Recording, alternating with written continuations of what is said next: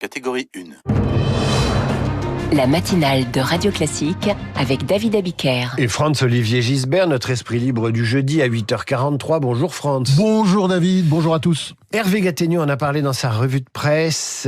Quentin de Ranc, lynché à Lyon, il y a 14 jours exactement, puisque c'était un jeudi de février. Quelle leçon politique, je dis bien politique, tirez-vous de cette affaire ? Les Français ont découvert qu'il y a une ultra-gauche qui tue, et avec la Jeune Garde, qui avait ses entrées à l'Assemblée nationale.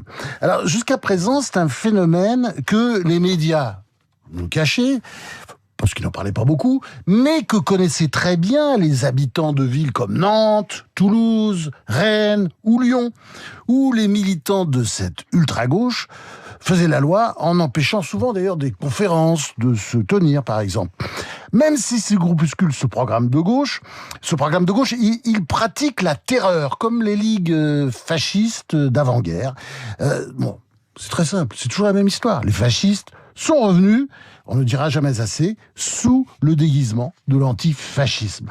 On peut même dire qu'à cause de l'antisémitisme virulent de tous ces gens, le nazisme est revenu. Parce qu'il y a un côté nazi là-dedans, toute proportion gardée, évidemment, parce que ça n'a rien à voir. Oui, toute proportion gardée. Ça n'a pas grand-chose à voir, mais le rôle de la Jeune Garde n'est pas sans rappeler celui des SA d'Hitler, les Sturmarbeitung, vous vous souvenez, les sections d'assaut, qui avaient pris le contrôle de la rue allemande où elles commettaient des exactions. Alors évidemment, on peut pas dire que la Jeune Garde a pris, Dieu merci, encore le contrôle de la rue française.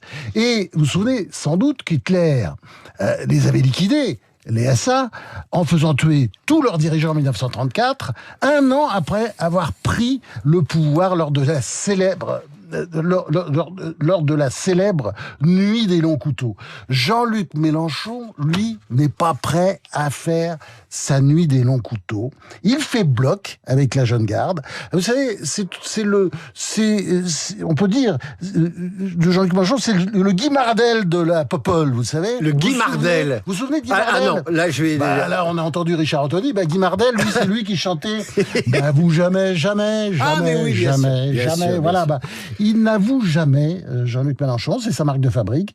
Donc, il n'a jamais pris la moindre distance avec l'antisémitisme forcené de certains de ses élus, qui, depuis des années, font un concours en la matière.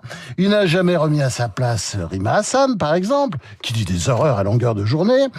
Et il pense, peut-être à raison, que ça passera et qu'il pourra, à force de marteler que les nazis c'est les autres, changer le narratif de l'histoire. Il tient sa communication, ou plus exactement sa propagande, ne jamais admettre, ne jamais regretter ses torts.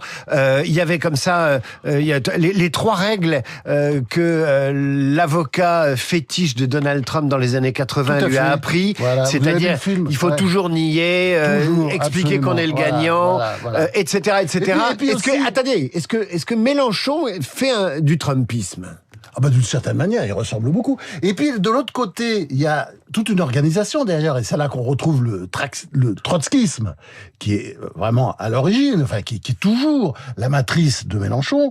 Et quand vous lisez la fiche Wikipédia, par exemple, ce que j'ai fait hier soir, sur Quentin de Ranc, c'est proprement dégoûtant. Parce que, c'est évidemment des LFistes qui l'ont écrite, comme ils ont écrit d'ailleurs beaucoup de fiches Wikipédia sur l'actualité. Qu'est-ce qu'ils ont écrit ?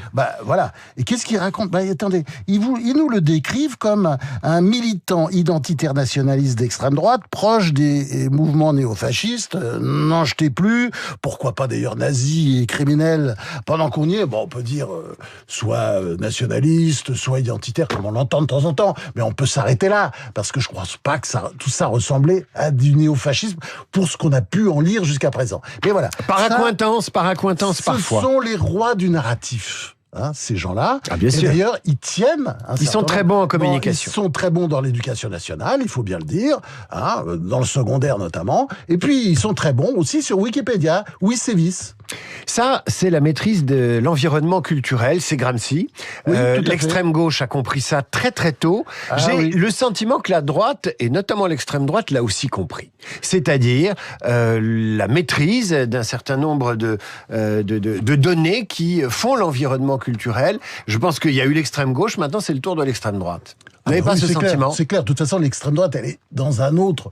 Elle s'est, fondue à l'intérieur du Rassemblement national et, disons, elle est d'une certaine manière fondue dans la droite. De temps en temps, le Rassemblement national crache les grumeaux. Oui, bien sûr. Et puis vous avez l'ultra-droite qui est toujours là. Bon, qui est apparemment quand même moins importante que l'ultra-gauche, même si le gouvernement sous Macron essaye souvent de nous faire croire le contraire. Ce que vous dites est vrai, l'ultra-droite ne bloque pas les examens, ne bloque pas les facs, elle n'empêche pas les conférences, en tout cas jusqu'à Lyon avec Rimas. C'est absolument évident. Bon. Et alors, le problème, évidemment, c'est est-ce qu'on interdit ou pas LFI ? Je vois que c'est le débat qui est lancé aujourd'hui, parce que j'entendais hier Christian Estrosi qui disait que, oui, pourquoi pas, enfin, il se posait la question. Mais Philippe de Villiers, il le demande carrément, puis on voit bien, il y a une pétition qui a été lancée d'ailleurs pour demander l'interdiction de... Ça pétitionne beaucoup du côté de Philippe de Villiers. Je pense que ce serait idiot. Je pense que ce serait idiot parce que, oui, on est en démocratie. Là, vous les mettrez, vous ressusciterez la jeune garde en plus grand si vous interdisez LFI. On ressusciterait surtout, je suis désolé, on ressusciterait surtout LFI, parce que la jeune garde, je vous signale d'ailleurs qu'elle a été dissoute par le Conseil des ministres, vous vous souvenez, en juin dernier, par Bruno Retailleau, ministre de l'Intérieur. Mais ça marche pas. Mais il y a eu un recours, personne n'en parle d'ailleurs, il y a un recours au Conseil d'État qui faisait traîner comme d'habitude la chose en longueur, et le 11 février, il y a une audience pour examiner le recours, et vous savez quoi, cette audience a été reportée sine die 3 jours plus tard, Quentin de Ranc était assassiné. Espérons que le Conseil d'État fera fi à cette loi, ça changerait. On va parler maintenant du cordon sanitaire contre la France insoumise aux prochaines municipales. Est-ce que vous pensez que ce cordon sera étanche, qu'il sera efficace ? C'est pas certain du tout. Écoutez, je crois que il faut saluer, on l'a déjà fait la semaine dernière, la déclaration très courageuse de François Hollande, qui a annoncé qu'il fallait rompre les amarres avec la France insoumise. Évidemment, il a raison. Il a raison moralement, il a raison politiquement, mais pas municipalement, si j'ose dire. Parce que on peut s'attendre, évidemment, à beaucoup d'accords entre LFI et les écologistes. Pas partout. Il y a même des villes où, en se maintenant, LFI tentera de faire battre le maire sortant socialiste. Vous verrez, ce sera intéressant à commenter.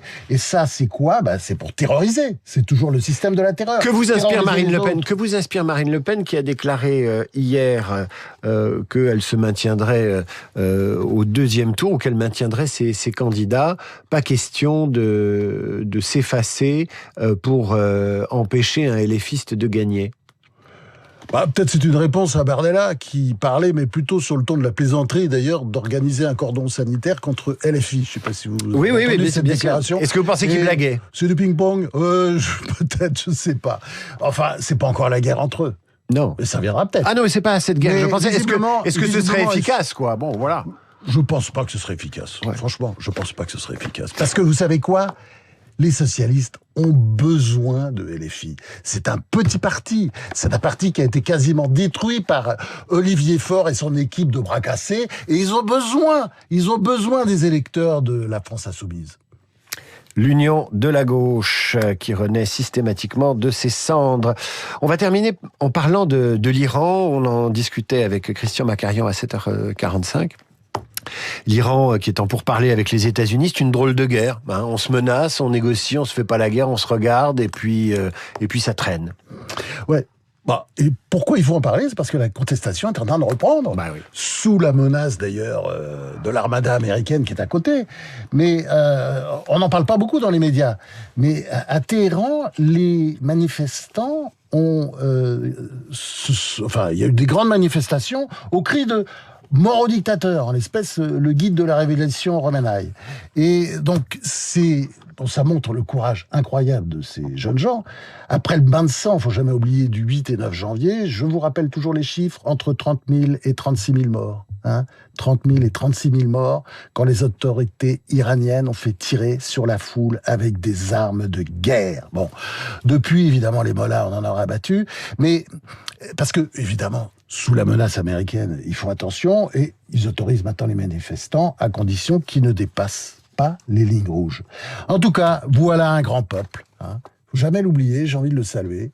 Un grand peuple qui a donné au monde Cyril le Grand, le conquérant magnanime, et le grand poète Omar Khayyam qui disait « Ne laisse pas la tristesse t'étreindre avant que la terre te prenne dans son sein. » Omar Khayyam, c'est magnifique. France, les poètes, mais aussi la chanteuse iranienne Gougouch, l'une des grandes voix de l'Iran dans le monde. Et qui fait pleurer le fils du Shah quand il l'entend aujourd'hui. On l'écoute.